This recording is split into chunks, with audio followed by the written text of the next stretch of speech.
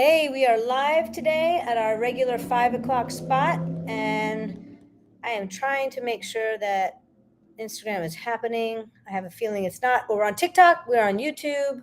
Here we go. Um, let's see, we'll find out. And today we're going to be talking about live performance. As a recording artist, oh, I forgot my beauty. I mean, I'm beautiful, but let's get the details in here, people. You know me and my hats. Today it is Blue Hat Day. I believe this was Sam's mushroom trip painted on a hat, which is really fun. So I wanted to share with you and get the comments up here. Please send me comments. Please ask me questions. We're going to be talking about what it is to be live, what it is to perform live. What is it like how do you prepare to sing live?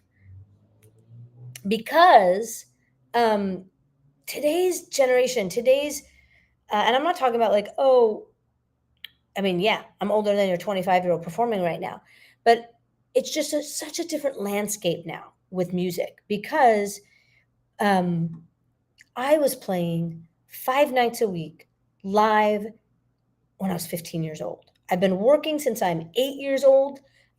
Let's see, live performances, musical theater, voiceovers, commercials, TV. But at 15 in Los Angeles, I was performing 5 nights a week. A young artist who came to my Compass program, he had no social media. And so he was saying, does he really qualify for my Compass program? He's like, I don't play live. However, I busk 5 nights a week. I perform 5 nights a week. And so he's doing it right now. And I'm like, you've got the juice. You've got the live performance. You've got the connection of the audience. You need, as he mentioned and knew, I need the identity. I don't know myself as an artist. That's why I don't put anything on social media. But we're going to talk about live performance. And why is this so important? It's so important because that's your connection with your audience. This is your energy. People come to live because we want the real, we want the human, we want the breath, we want the vibration. You want to be touched by the artist. Hi, I'm Addie. So let's get moved. Please send me questions. Please ask me, make comments. I want to hear from you here. I'm going to be jumping on my live here back and forth with the comments. And in fact, let me make sure I can talk to Jordan, who's on my team. Make sure we're doing that. So I do want your questions.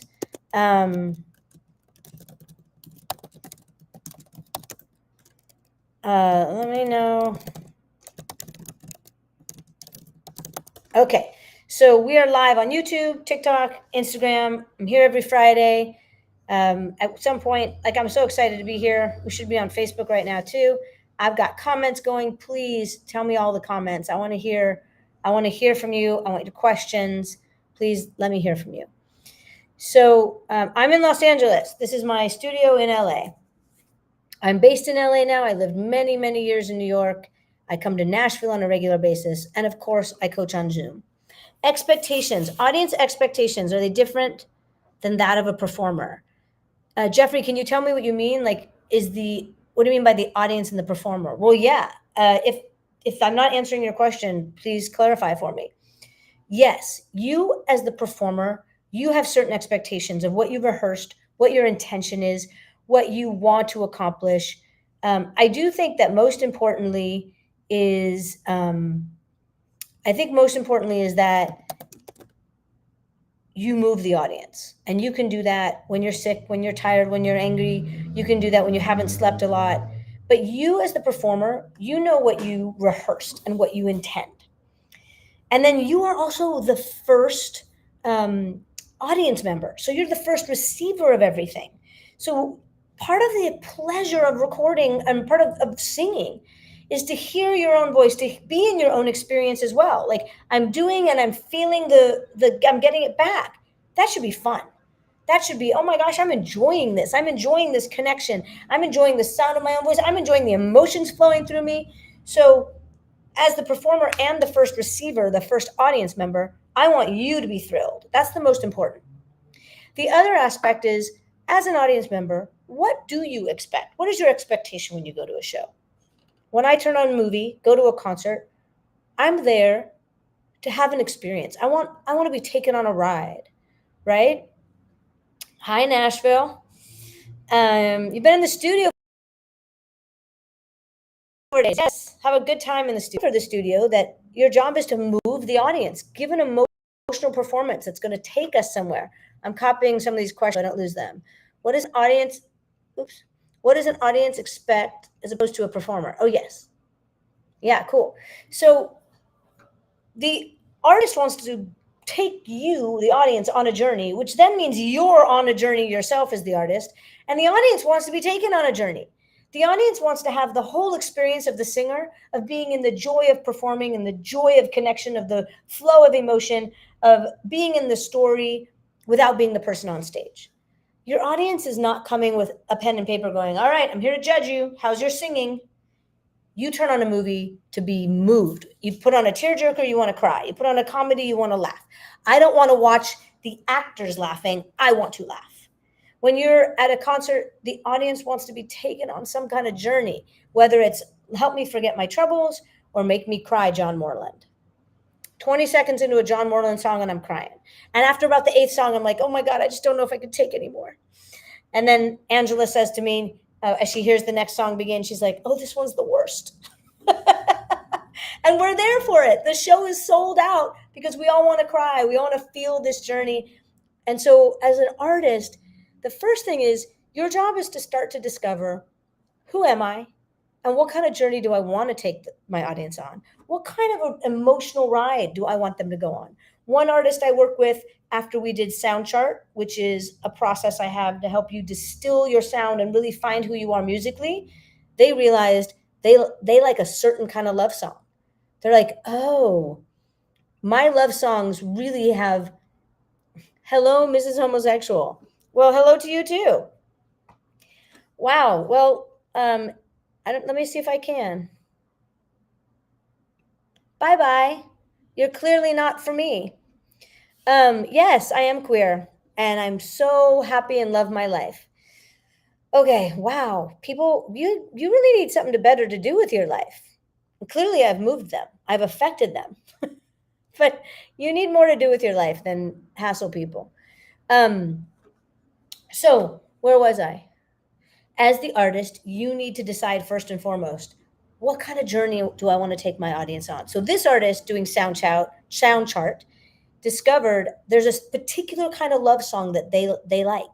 And it was not about pining love or wishing for love. And I'm not going to say what it is because it's their secret sauce, but they discovered in that process, this is the kind of love song. So that's what I want to write about. That's how I want to move my audience. I want to give them that type of feeling and inspiration.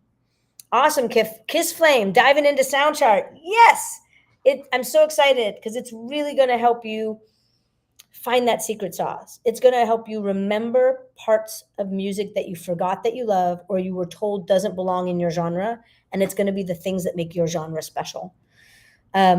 I was just at a really, really special event with DJ Alok. Please go check out his new album called The Future is Ancestral. And he talked about how, as a DJ, historically, he has made music that is for the current 6 months, and that's it. Like the music is for the now, for the now. What are people into for the now? And this record is timeless. Personally, I'm about the timeless. I mean, I love my fun, hot summer song, but as a songwriter and as an artist, I want to create, and I love creating things that will last forever because the emotional content and meaning of it is timeless. And someone else, current 6 months, do it if that's your thing. So the first is finding your thing. Um, Background vocals. Oh, I love that. Getting the, yeah. So Jeff, you're asking great questions. You're getting really specific where I'm going to get to down the line of like arrangements, right? Where, oh, like actually, let me make a note of that because that's something really important. Live translates the album, and I'll give you a message about that. Getting your audience involved is really important. I'm going to talk about that a little later as I move through like the points I want to make, because that's going to be actually about the show. That's great. I love that. I want to give a specific example about band. Okay. So, um, first things first is, what kind of an artist are you? What kind of journey do you want to take people on?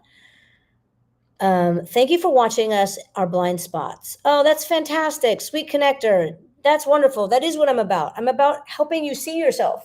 And as humans, you literally can't see yourself. Like, I'm looking at a camera, I can see myself through reflection. I can't actually see my own self, right? My face. We see through reflection, through other people. So we really get to learn about ourselves a lot through relationship.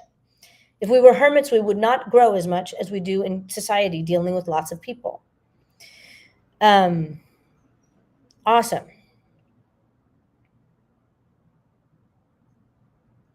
Okay, cool. So, all right, so what's next? I want to talk about live performance. So the first thing is, who am I as an artist? What kind of journey do I want to take the artist on? And you're going to constantly be examining that and re-examining that. Where am I today? Who am I today? Did you get married, have heartache, have a baby? How is your message evolving now? So that as you evolve, your message evolves, your song evolves, your arrangements change.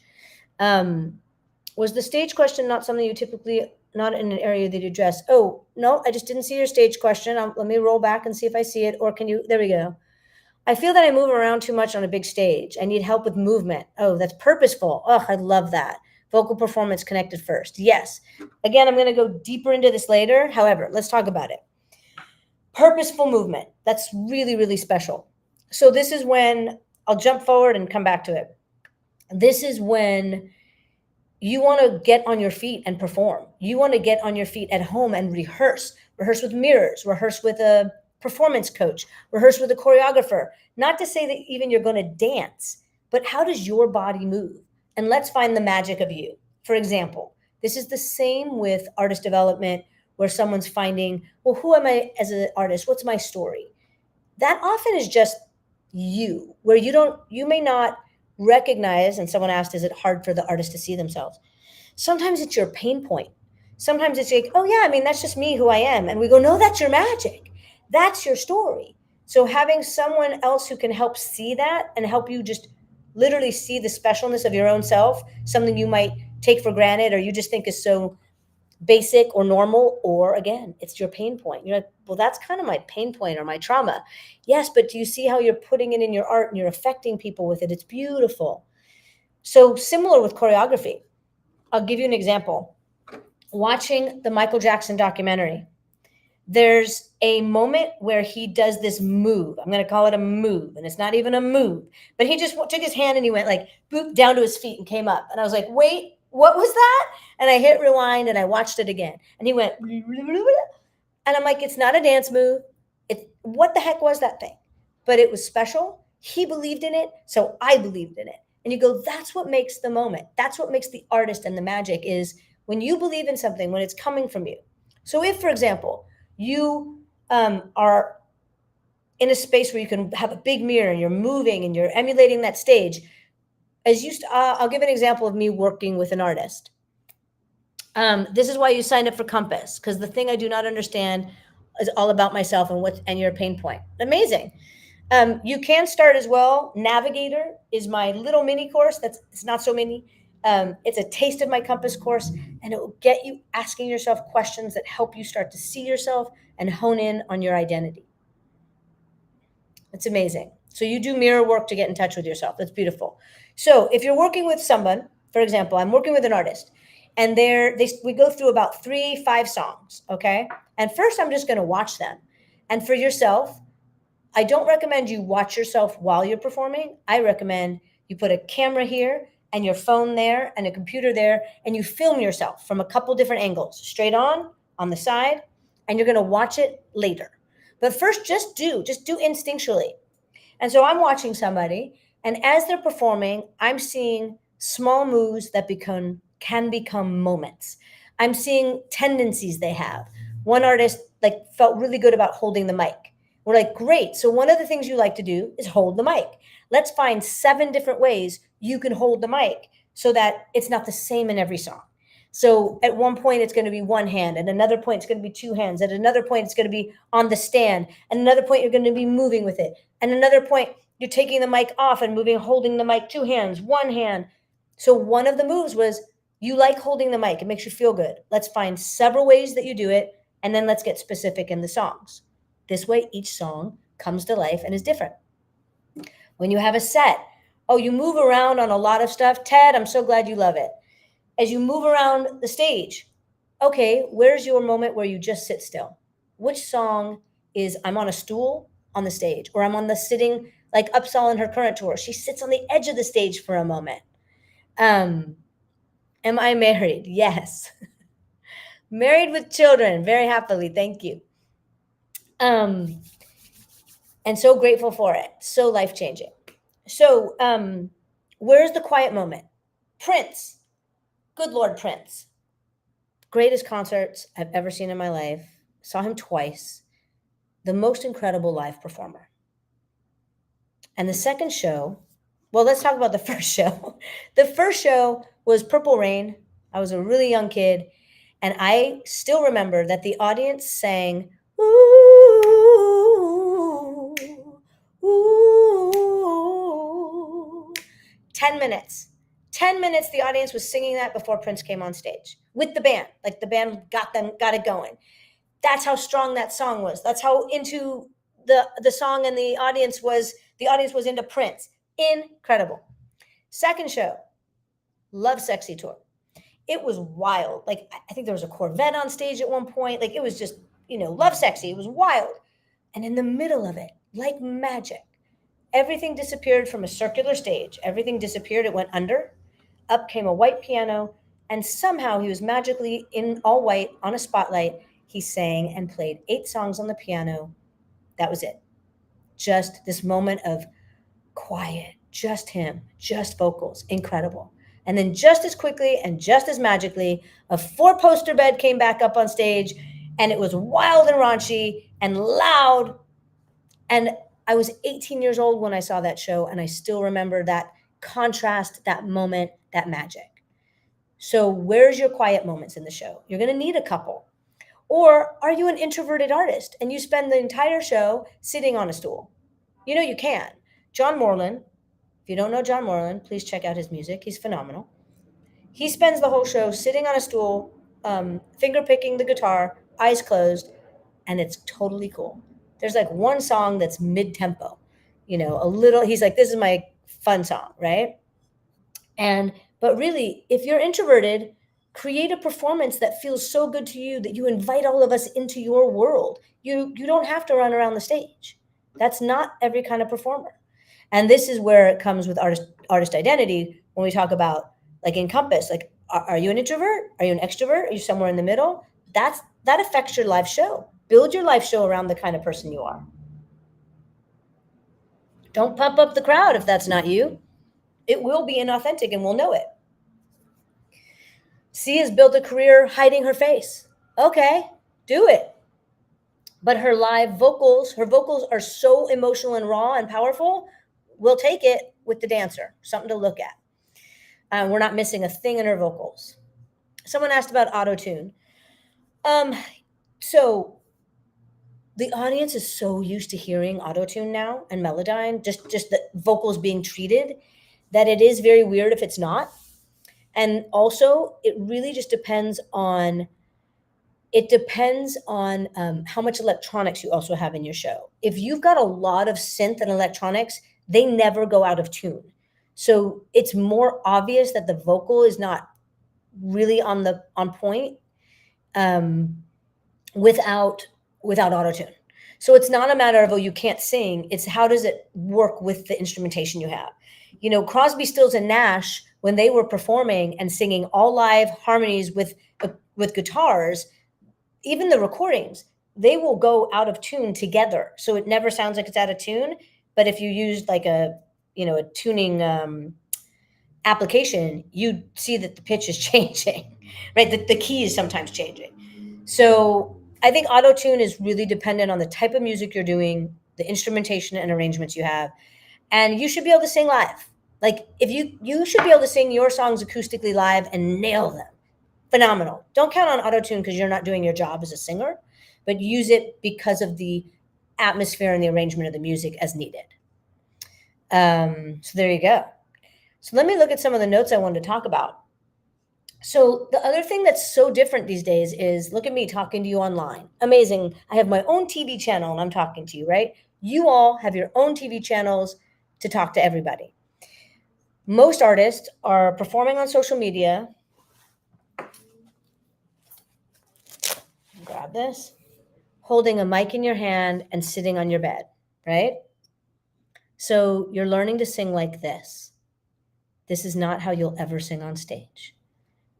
Comfortably in your bedroom, quiet, no noise from the audience. Like this is like 5% of your career is going to happen like this, or maybe more now because of social media. But what I mean is, this is not a live show. You are going to be running around. You are going to be performing at radio stations. You are going to be performing in various places. You're not going to be able to hear yourself on stage. Number one complaint of singers on stage, even with in-ear monitors, is that they can't hear themselves well on stage. So finding that balance is important, right? And getting your energy into place. So number one is getting your vocals in shape to be able to sing live, your physical body in shape to be able to sing live. I'm looking at some notes. I want to make sure I don't miss some things. And then also top it off with singing through a song. I got an artist ready who'd never done a set. They'd only recorded their songs, which is in takes. They'd never sung through a whole song. And I was getting them ready for a tour. Another artist that's signed to a major label has only performed twice in 2 years. While they're begging the label, I want to play, I want to play, I want to play live, everything's for socials. So we really need to work on, okay, here's how I work for socials, for this little camera.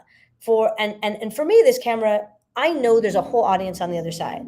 But I've performed thousands of shows by the time I was 15. Like, okay, 15, hundreds of shows. By my 20s, definitely over 1,000.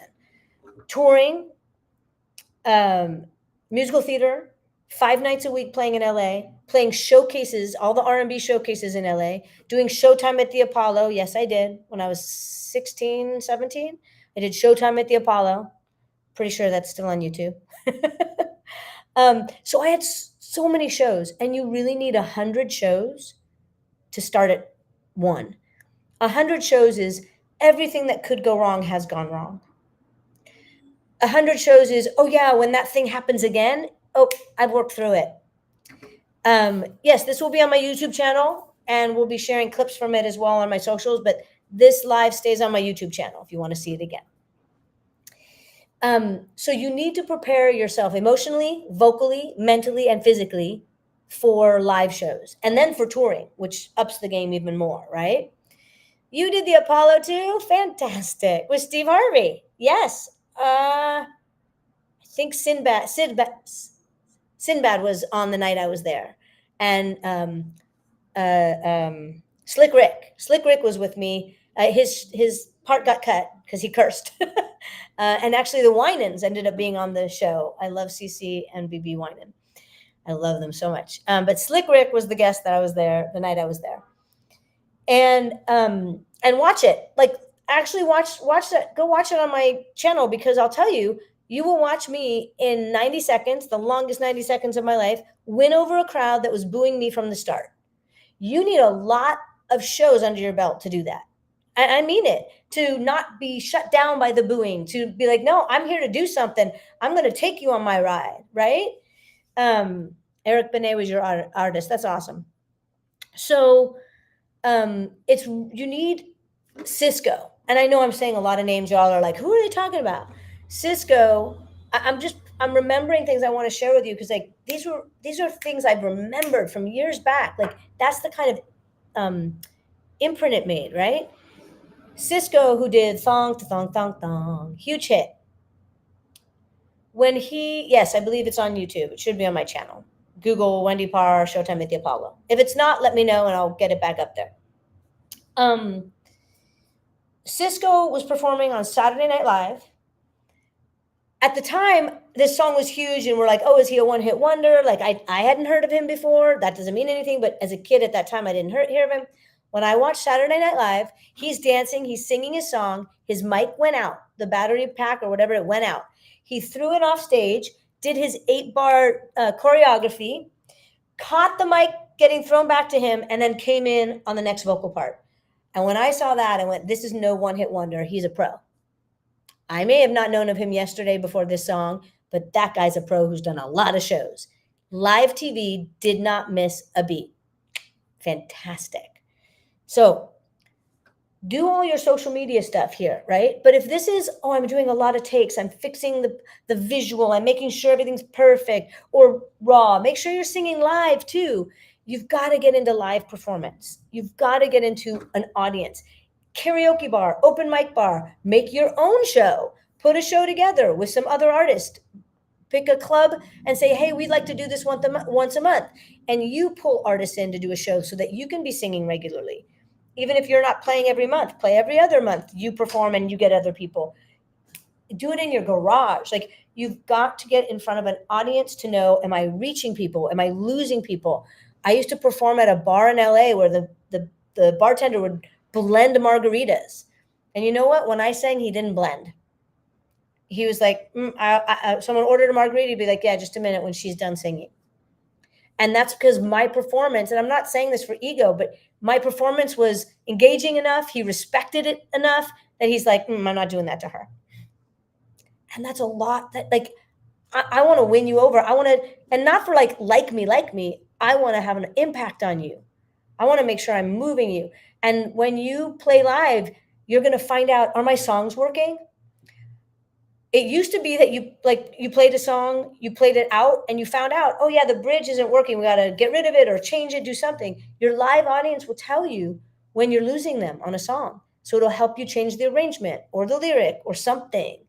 And then also finding live versions of your song. Like, oh, how can we make this song longer in the middle? Because I want a musical moment where I can go change my clothes, or I win the staff, win the room. So you want to be able to find live versions. Now, how do you learn some of this? By playing live, absolutely. But also watch the greats. So go to live shows. Go to live shows and see people who are at your level. Go to live shows and see people who've been doing it 5-10 years longer. Go to live shows of great artists. See them all. Because when you see people on your level, you'll be like, oh yeah, I'm stronger than that. Confidence builder. Oh, I like what they did. I could incorporate something like that in my live show. You're going to learn exponentially by watching people at various levels, and watch the greats, because you can't beat 30 years in the business. When I saw Lightning 100 does on the green in Nashville, and my friends played early, and then I watched some other artists to LP to and the last artist, the big headliner, was Sheryl Crow. And I'd seen Sheryl Crow before and thought, okay, yeah, I'll stay for a few songs.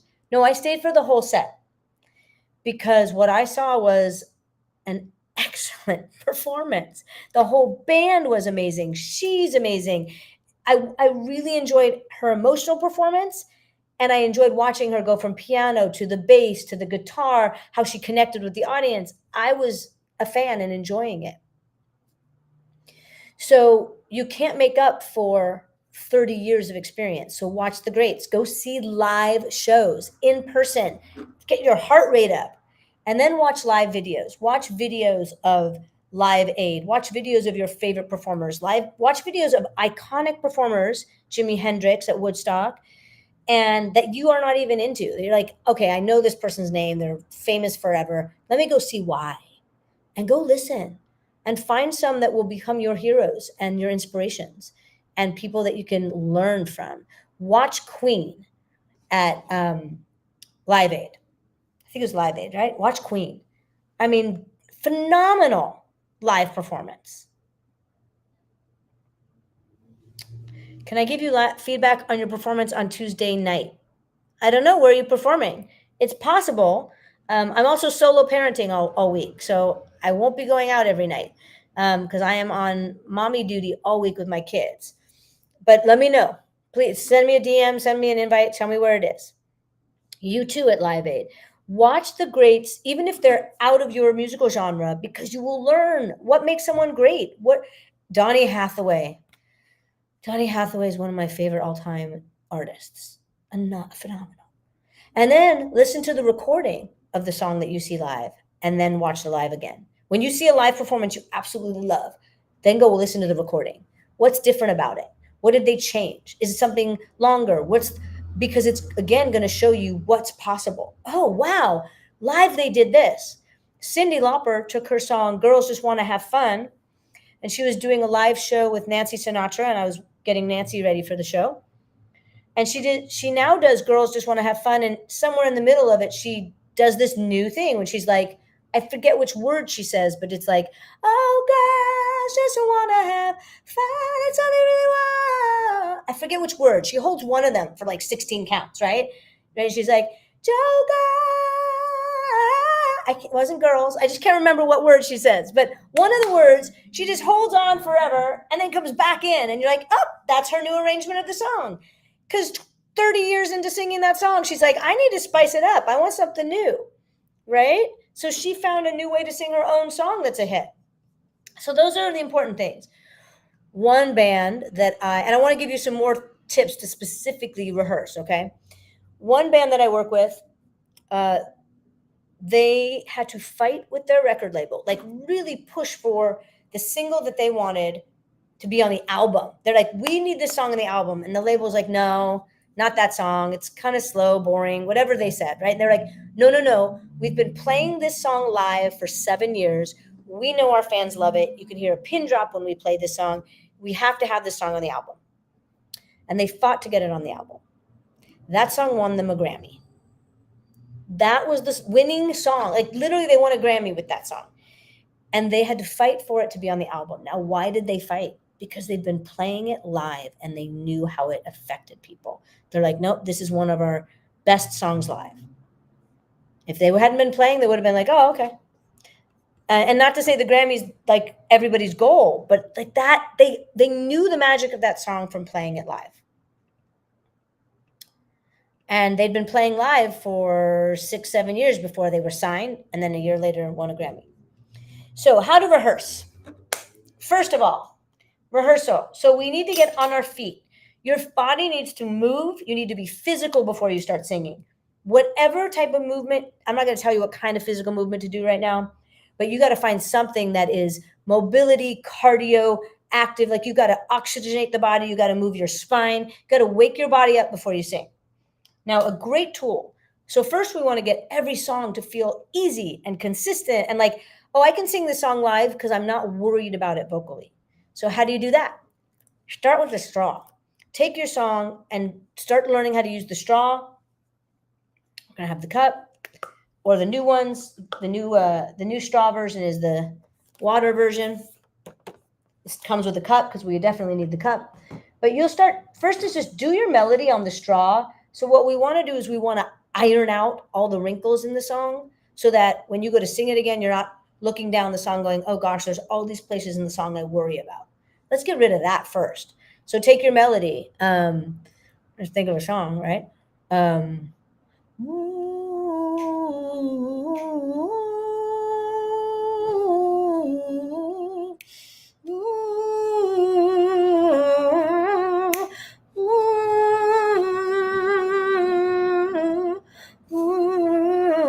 I'm going to sing through my melody on the straw.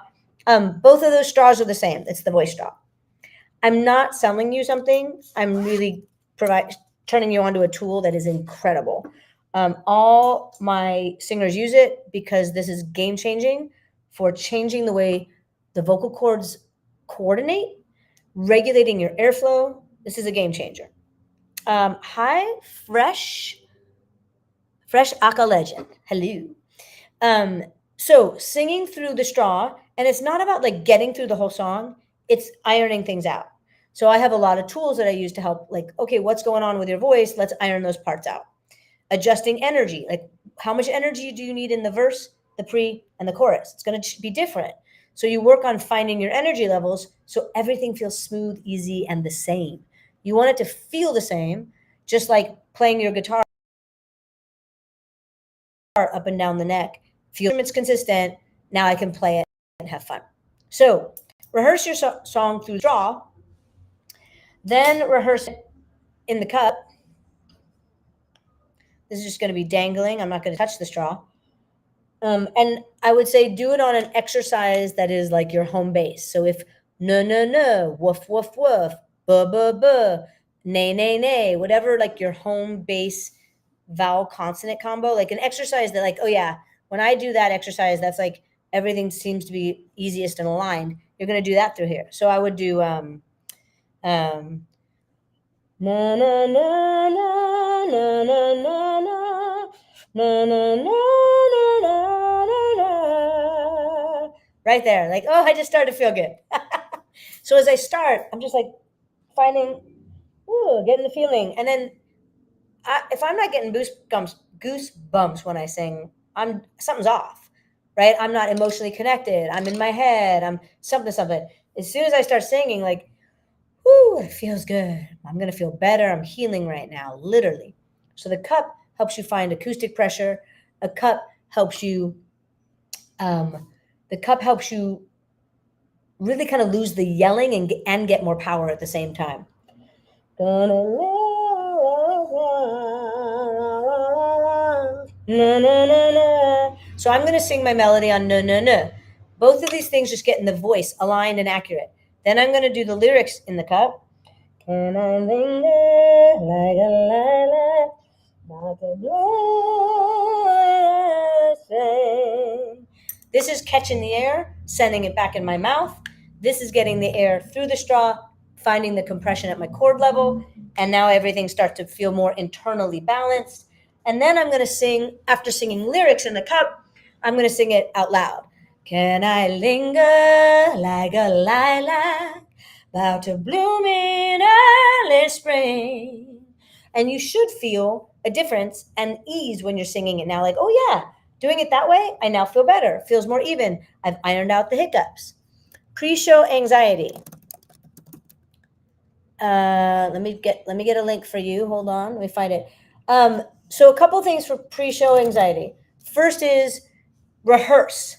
Like the more you've rehearsed and you feel really confident about what you're doing, right? That's going to lower anxiety. Secondly, do a physical work, something physical before the show that gets you breathing. When you are breathing and you have a low breath, you're not up here. Breathing up here, breathing up here causes anxiety. You're actually jacking up your nervous system. So you've got to get your breathing going so you have a low breath, slow your breathing down. That's going to help. And thirdly, I just put a comment to my shop on my website. I have meditations. They're in English and in Spanish, but there's a pre-show meditation in there that is specifically to help you get your energy channeled, your emotions channeled to do what you're there to do. Take your day and not put it aside.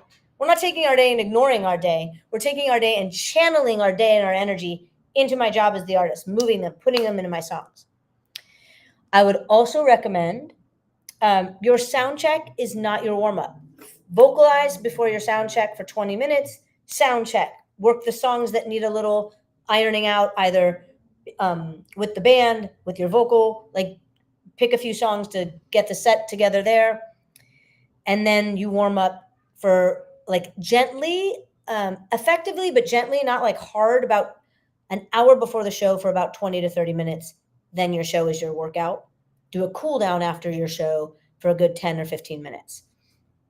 Your cool down will realign you, especially the straw work will realign you so you're singing and your voice is better the next day. Let's go back. Pre-show, body movement. Oh, and be hydrated. And hydration doesn't start before your show. It starts 3 days before your show. So you need to hydrate consistently because it doesn't affect your body till later. So yes. So what else? But the thing is, like, why my meditation is important. And I have artists who have never meditated, and they've said to me that meditation changed my game. So the whole band, we listened to it before the show, and they're not meditators. They've never meditated.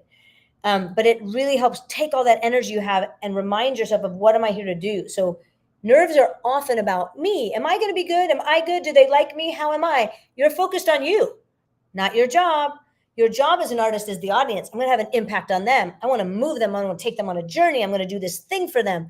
And when you are being of service, when you shift that perspective back to where it's meant to be, you are not focused on you, and so the nerves will go down.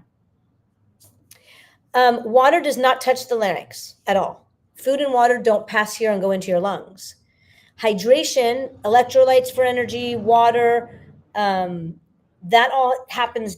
You need to, it all starts days before. So you need to be drinking water on a regular basis. If you have a high energy show, you probably need electrolytes before and during the show. Electrolytes help keep your energy. Coffee, alcohol, dehydrating. So you don't want to drink that before you go on stage. Alcohol also swells your vocal cords, and you might be doing it for liquid courage, but we all know that if you need that liquid courage, it only gets worse. You want to find other ways to give yourself the confidence and courage. And rehearsal is a big part of it. So, and that's okay. Hey, Amanda, if you've become a songwriter and composer and that's the way you affect the world, that's beautiful. If you miss performing, look at how to help yourself with the anxiety so that you can perform. The other thing you can do, and I used to do this when I was young, before my show, I'd warm up and then I'd sing my first song, sometimes my second song, all the way through, so that when I went on stage, my first song on stage was my third song and I was in. Because you know how a lot of times you feel like you're not in till the third song? Your audience isn't waiting for you to get in. You should be in when you walk on stage. So if you need to right now, sing through the first song, maybe even the second song, so that you're walking on stage like, yes, I'm in. Emotionally, energetically, mentally, I'm in. And it's a process to find your ritual. Find not to the place where you're like, oh my God, I didn't have time to do that, so the show's gonna suck. No, not that. But to the point where I have a routine that really helps me feel centered before the show. I don't talk to anybody for the half hour before. Again, go back to Prince, Celine Dion. They did not speak the day of a show. They didn't talk to anybody. The voice was for that performance that night. You need to be quiet sometimes. Do your straw work all day. Do your vocals. But when am I resting? You're scared of stalkers. Create boundaries. I had one for 12 years. Not fun. And I'm not a live performer out every night with a huge fan base, right? They exist. I think that we need to educate humanity on more emotional intelligence and then help people who have mental health issues. And by emotional intelligence, I mean the audience's job or relationship to the artist is to show up ready to feel something, say thank you when they're doing it for you. And that's it. I think there's a great conversation going on, thanks to Chapel Roan, about that dynamic and that it needs to change, right? That there are boundaries in place. And when I, for example, meet someone, I live in LA, when I see someone who has really impacted me in a way I love, I walk up and I just say, hey, excuse me, I want to say thank you. You're amazing. I loved you in the show, or I love that song. I've seen you play live. You're so wonderful. Thank you for just doing what you do. And I'm not coming up for a photo. I'm not coming up asking for more. Like, without you, I can't feel my feelings. No, I say thank you for giving me the emotional experience that I had with you. And that's the difference. So I think we need to educate the audience that way. That always results in a handshake and a conversation. Hey, what's your name? That's so nice of you. Thank you. And then we just talk as two humans because I'm respecting and admiring them, appreciating them. And I'm not being all weird and asking for more.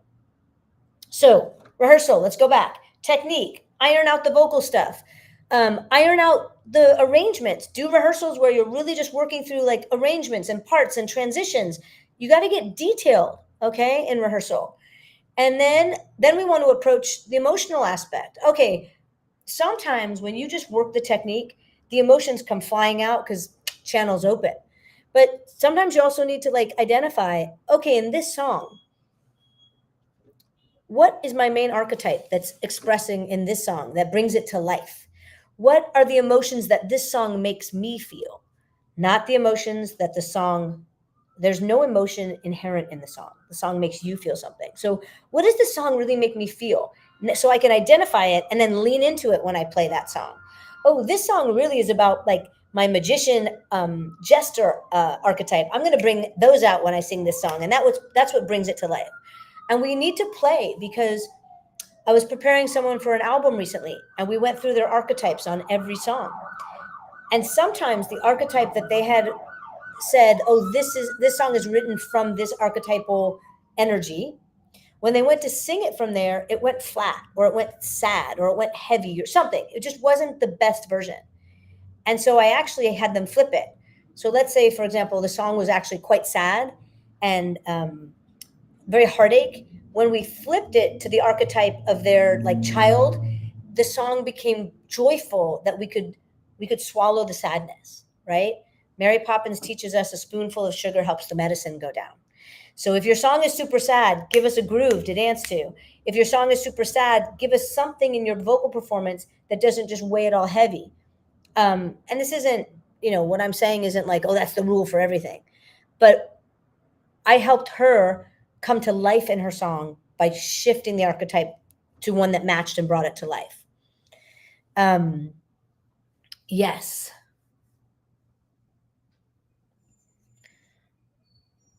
Oh, wait, someone's asking me a question. How you asked, is it different for artist to artist?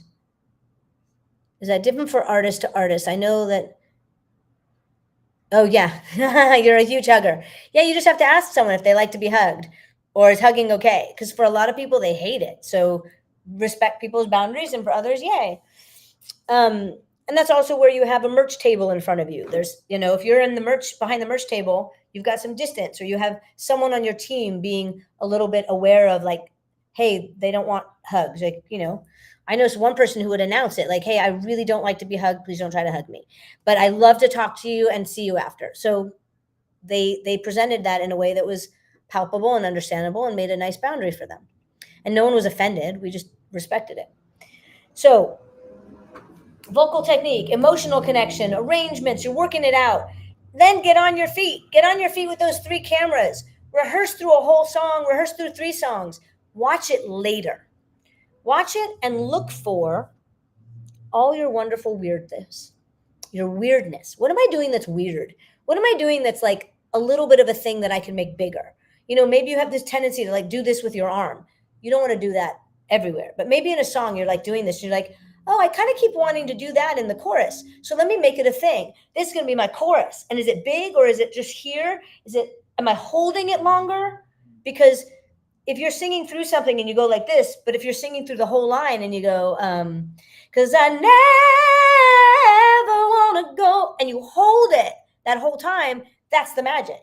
But if you go, I never want to, we miss the moment. So you want to look for these little weird things that you do. And this is where having a choreographer or a performance coach or an outside eye can be helpful. But you're looking for those weird things you do and you go, oh, that's weird. Can I make it bigger? Oh, that's interesting. I keep doing that thing. Can I make it a thing? And then for every song, you find what's the thing in the chorus? What's the thing in the verse? Am I holding the mic? Am I crossing the stage? And your songs will become more significant and individual within the set.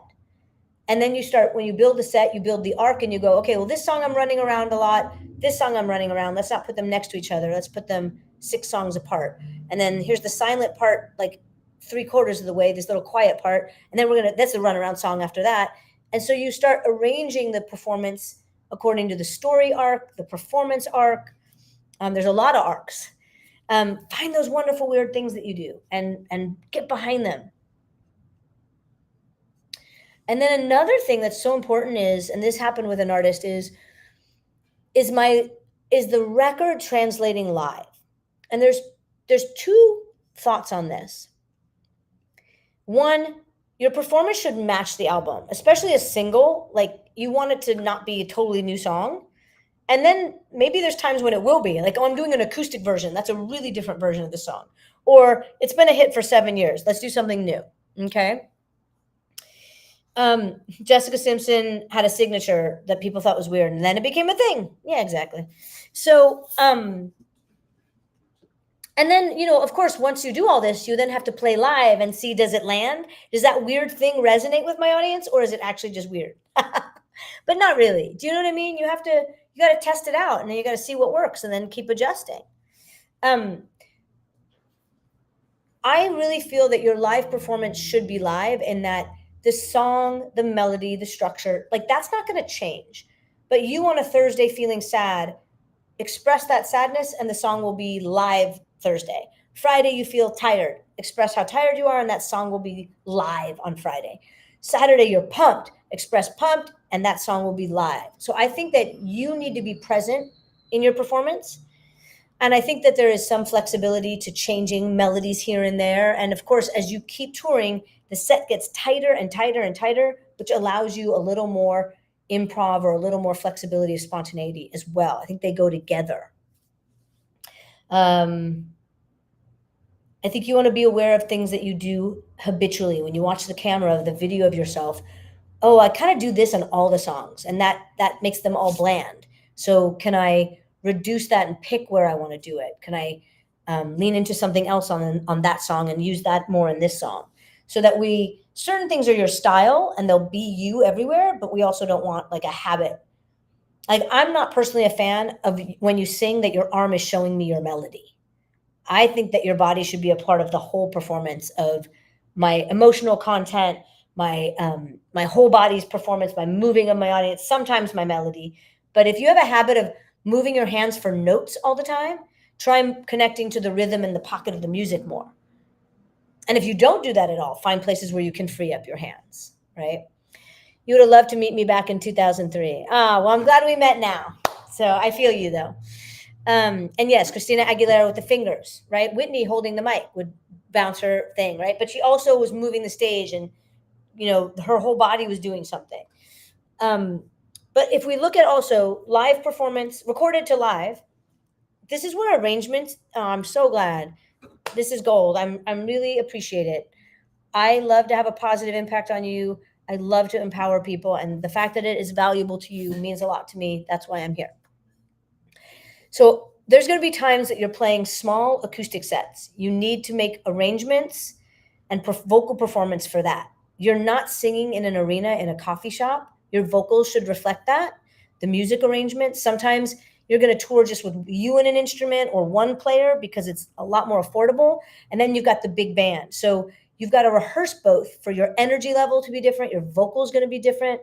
I wouldn't expect you to be singing like an arena show in a coffee shop because you're going to like push me to the wall, right? It's going to be too big. Thank you, Midlight Rider. Thank you. And then arrangements. For example, one artist I work with from one of their first bigger tours, they put together a band and it really didn't resonate. Like it didn't bring the album to life on stage very well. And we knew it. Like they're like, this isn't quite the thing, right? Yes, things have to be adjusted for the scope of the performance. Absolutely. Well, what they did after the first tour was they changed their setup of the band. And I'm not going to say what it is because I don't want to give away the artist against secret sauce. But let's just say the traditional pop structure of a band, 4-piece band, they changed that and they just changed who was on stage with them. Instead, I want this, and I want stems going through the computer with this, the piano, the drums, and they changed the instrumentation on stage and used some of the recording through the stems. And now their energy on the record was translating live. It felt more of a match. And since they made that change, that's been their setup ever since. And so that's also really important is, okay, how am I going from a 2-person to the full band, and what is the band? Do I need everybody on stage or can some of it be stems? What is translating the album? And you've got to play live to do it. So find places to play live, create your own shows to play live, get yourself on your feet, physically moving. And then we haven't even talked totally about physically getting yourself ready for show, right? That can be doing cardio. That can be, I'm back. Oh, caught me, I'm wearing shorts on my Zoom. Because it's hot today in LA. I'm cozy and comfortable. See, outfit, messed up the outfit. Okay. So, but I'm real, baby.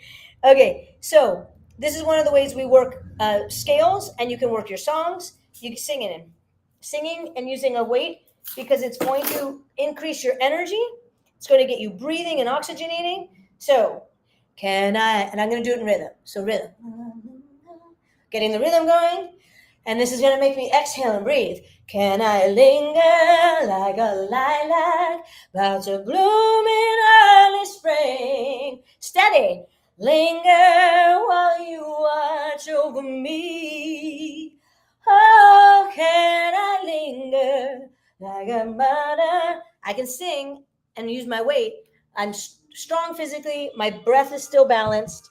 So you want to get yourself physically in shape for this, right? And then you want, but see, I'm breathing a little bit now, right? So like, oh, this is closer to a show. Then you want to get yourself on a bike or a treadmill or walking on an incline outside. You want to get your jukebox the ghost. Ah, it's good to see you. That's so nice you're here. I love it. Do you want? If I'll invite you in case you want to join and give your 2 cents on live performance because you're a remarkable live performer. Getting outside on a treadmill, getting yourself walking on an incline, singing through your songs. And it's not going to start with, I'm singing my whole song, because you won't make it through the whole song when you start. You want to start with, can I sing some phrases? And then catch your breath. Sing some phrases, catch my breath. And then over some time and training, oh, I'm singing longer, I'm singing the whole verse. Oh, that chorus comes, I'm having a challenge, I got it. So you're training your voice to be steady as your cardio and your adrenaline comes up. And that's really important. A tour is grueling. So you want to have things that help you be prepared for the live show emotionally, mentally, and physically. Find a workout that feels good and moves your body. Find something that is going to sustain you, get your cardio, get your heart rate up. You can also sprint on the treadmill, then come off, walk around for a second, and then sing your song. Drag a puzzle piece. I think someone's joining me on TikTok. Or I just had to verify some reason in the middle of this. Okay. This is great artist development guidance beyond vocal training. Oh, thank you so much. Yes, I am an artist development specialist. I am about the whole artist. Your voice is your expression of your life force. Your songs, your live performance, your social media, everything is an expression of you. I know as just as a human coming up, I was told so many times, don't express the way you do, Wendy. And so I'd show up like this, like I had a hat collection in high school, and then I'd get small again. And then I'd show up and then I'd get small. And this happened frequently for me. I was told as an artist over and over again, oh, well, you're a white girl, you can't sing R&B. Or Alanis is what's hot now. You should be doing more alt pop, you know? And so and then as a coach, like everything I went through is why I want to help artists. Like, you do you. I'm not fighting the world to be myself. Look, I had a comment at the beginning of this. I had a comment at the beginning of this thing that was just a homophobic troll. I'm not fighting you. Good luck with your life. Bye bye.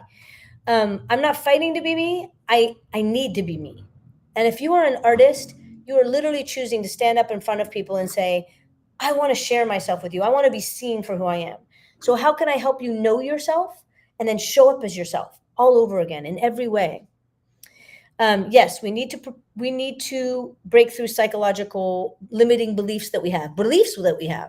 That's what my entire blueprint course is about. It's an online class now. It's the first session I have in person with every artist, looking at those mental blocks, looking at where even just having a career has caused you to shift your focus. And that focus sometimes shifts you away from, oh, right, I just love to sing. And I started this thing because I want to talk to people and share my story with people. Let me get back to that reason I picked up a hairbrush and stood in front of the mirror when I was 3 years old. Yeah, be yourself the hardest or be yourself the easiest. I encourage you to be yourself the easiest. It's a lot more fun to find our way with grace and ease through life. It is all an expression of you. You want to book time with me? Go to my website, wendyparr.com, and there's a link to work with Wendy. I'll make it simple for you. I'll put it right here for you.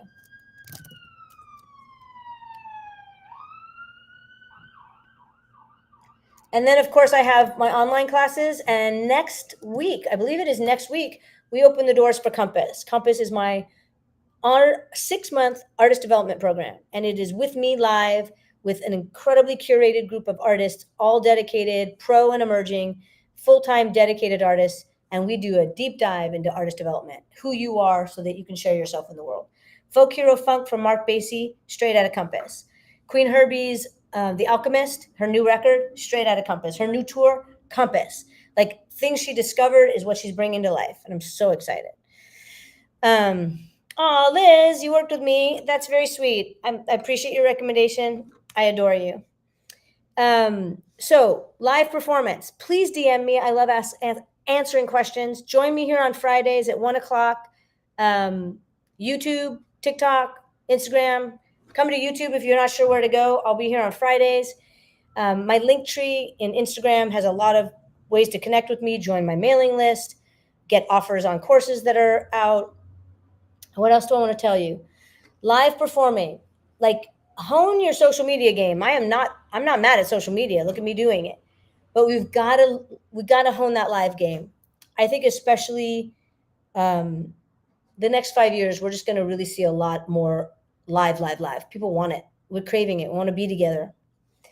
And if you don't know this, when you make music, when you make a tone, when you sing, the frequency of sound changes the vibration of the particles in your body. Tiny, at the atomic level. And when you sing and you make music for people, you are having that effect on them. And why do we want to be in a room with people? Because not only are we changing, but we're having a connection and relationship to everyone in the room. That's the power of sound and music. It is a privilege. It is a responsibility. It's incredible. I really appreciate you all being here and thank you for your comments. I love the comments because it really lets me talk to you, even though I'm in this room by myself. I like the connection too. It's thrilling to know that I'm moving you and I appreciate it. If you want certain topics covered, please DM me, let me know, put them in the comments, and invite your friends to the next live. I'll see you next Friday. Next week, look for Compass. We actually have a whole new website coming up next week. Fingers crossed we'll be ready next week. And so you can check it all out there. Thank you so much for joining me. I'll see you all later.